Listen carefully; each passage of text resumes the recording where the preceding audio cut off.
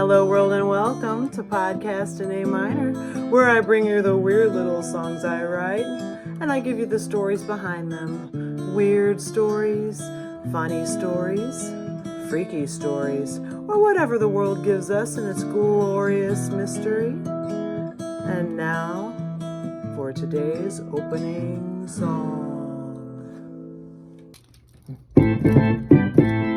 Tell your secrets to the peacock, the deepest, the darkest, hold nothing back, unload your freight cares and trust them to the peacock, the angel, the guardian at your bedside. Tell your secrets to the peacock, he turns them into jewelry and hides them in his feathers, keeps them intact. Now you needn't worry, he's made them extra lovely, now your secret is abstract. Peacock, I'm so overburdened. Peacock, insert secret here. Peacock, belch my truth into the cosmos. Let it pop like a bubble in the vacuum of space. The peacock has 1,000 eyes to see the trembling in your sighs, protecting hearts and pulling chariots through the skies.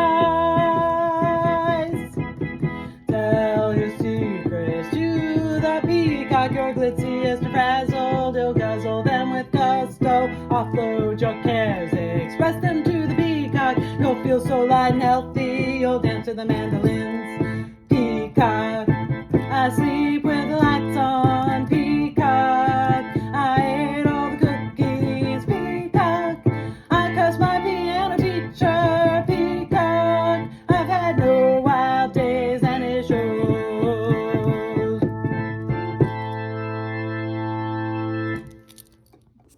Hello world and welcome to Podcast in A Minor. I'm Amy Zollers-McAnally, a poet and an artist, and I'm in one of my moods. You just heard Tell Your Secrets to the Peacock on that Roland electric piano. The peacock has 1,000 eyes. Remember that movie, Stand By Me, 1986, starring Will Wheaton, River Phoenix, Corey Feldman, and Jerry O'Connell, when River Phoenix called Corey Feldman a four-eyed pile of crap, let's say, because he had the superior poker hand. And Corey Feldman put on the crazy eyes and said, "A pile of crap has 1,000 eyes." Beautiful. Reminded me of that. Well, let's skip reading the lyrics for now. If you would really like to know the lyrics, do reach out at podcast.in.a.minor on Instagram or Hipness_and_outrage. Also on Instagram. So peacocks, would you tell them your secrets? I actually did a lot of research for this episode. Is the peacock the keeper of secrets, or is it the snake? What does the peacock represent in culture and history? What is his place in our song? Yes, his place, for the peacock is always male. The female peafowl is known as the peahen. Anyway, my research came out a little stodgy and plotting, or maybe I just did too much of it. I was sort of just dreading this episode, and I thought, blah. Pedantic, inglorious. Then I hit on the website of Mimi Matthews, an author with a blog. Her blog topics covered 19th century marriage and family, 19th century fashion and law, a whole slew of animals, including the peacock, and more. A Holiday by Gaslight is to me her most intriguing book title. And she did a magnificent job in her Peacock blog entry, featuring fascinating quotes from the past.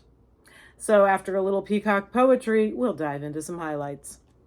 Here is A Man Old and Young 7, The Friends of His Youth, by Irish poet, dramatist, and writer William Butler Yeats. Laughter, not time, destroyed my voice and put that crack in it, and when the moon's pot-bellied, I get a laughing fit. For that old Madge comes down the lane, a stone upon her breast, and a cloak wrapped about the stone, and she can get no rest. With singing hush and hush-a-by, she that has been wild, and barren as a breaking wave, thinks that's the stone's a child. And Peter, that had great affairs and was a pushing man, shrieks, "I am king of the peacocks," and perches on a stone. And then I laugh till tears run down, and the heart thumps at my side, remembering that her shriek was love, and that he shrieks from pride. And he laughed. Thank you. He is the king of peacocks, is Peter. And that is why we mention him today. Thank you, lovely William Butler Yeats. Next up, Wallace Stevens, American modernist poet, an excerpt from Anecdote of the Prince of Peacocks. You that wander, so he said, on the bushy plain, forget so soon, but I set my traps in the midst of dreams. Just a little taste, but I love that he sets his traps in the midst of dreams. But none of that inspired the opening song. Nay, I was in bed at 4 a.m. and woke up to the phrase, tell your secrets to the peacock, climbing in my mind, and it thrilled me. I like to think that soaking my head in a good deal of surrealist love poems summoned the muses that time. How fun is that? A bunch of other phrases came too, and they will be in other songs and or poetry. So now on to peacock lore from Mimi Matthews' article, The Peacock in Myth, Legend, and 19th Century History. To paraphrase Miss Matthews, peacocks were in the Garden of Eden, says some folklore, but not in a good way. Mimi Matthews quotes the 1838 Young Naturalist Book of Birds, saying, Percy St. John relates the Arab belief that peacocks were a bird of ill omen. There are two reasons for this. The first of which, as he explains, was that the peacock had been the cause of the, quote, entrance of the devil into paradise, end quote, leading to the expulsion of Adam and Eve from the garden. The second reason was that it was believed that the devil watered the vine with the blood of the peacock, as well as with that of the ape, the lion, and the hog. Which is why, as St. John writes, a wine bibber is at first elated and struts like a peacock, then begins to dance, play, and make grimaces like an ape, then rages like a lion, and lastly lays down on any dunghill like a hog. Wow. Mimi says that peacocks were important symbols of funeral, death, resurrection during Roman times, and quotes Richard Webster in the Encyclopedia of Superstition. This came about when people noticed that peacocks' feathers did not fade or lose their shiny luster. This was seen as a sign of immortality or resurrection. And Mimi adds, because of this belief, Webster states that early Christians, quote, decorated the walls of the catacombs, end quote, with pictures of peacocks and peacock feathers to illustrate their faith in resurrection. This link with resurrection was carried over into artwork of the period, which often depicted peacocks in relation to the Eucharist and the Annunciation. In art of this time and place, Jackson says, owing to their ability to destroy serpents, peacocks were also depicted flanking the Tree of Knowledge. And as for Greek mythology, the peacock was believed to have sprung from the blood of Argos Panoptes, the 100-eyed giant. Later accounts state that it was Hera who, upon the death of Argos, placed his eyes in the peacock's tail herself, or alternately turned Argos into a peacock. Because of this connection, the Routledge Handbook of Greek Mythology explains that the peacock was the special bird of Hera. The Phoenix Art Museum elaborates, according to Greek mythology, the peacock was a sacred bird to Hera, queen of the gods, wife to Zeus, and the patroness of women, marriage, and childbirth. Hera became jealous when Zeus would spend time with Io, one of his many mistresses, and recruited Argus to watch her with his 100 eyes. After Argus was killed in a plot, Hera set his eyes on the tail of a bird as a tribute. The new creation, a peacock, became so important to Hera that they were chosen to pull her chariot. And that's from phxart.org, The Symbolism of Peacocks. From the book Peacock by Christine Jackson, owing to their ability to destroy serpents, peacocks were also depicted flanking the Tree of Knowledge. Hey, that came up earlier. I just noticed. So there you go. Emphasized. Peacock, thousand-eyed destroyer of serpents. If the snake is the keeper of secrets and the peacock can destroy the serpents, well, maybe, just maybe you must tell your secrets to the peacock. And now, I'll read the blurb for Peacock, the book by Christine Jackson.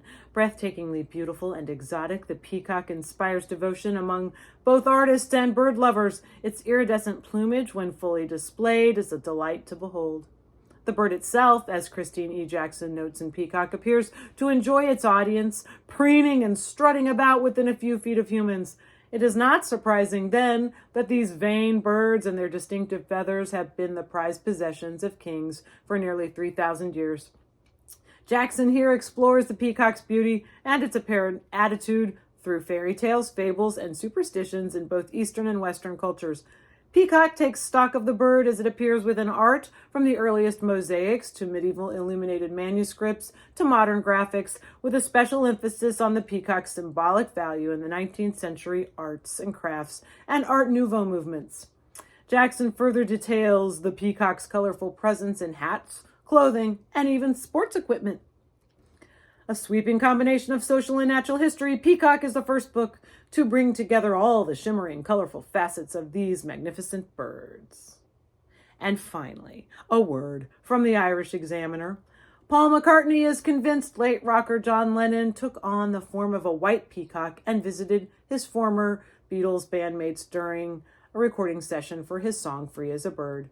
McCartney, George Harrison, and Ringo Starr performed backing music to accompany an old Lennon vocal recording to produce the 1995 single to accompany the release of the anthology series.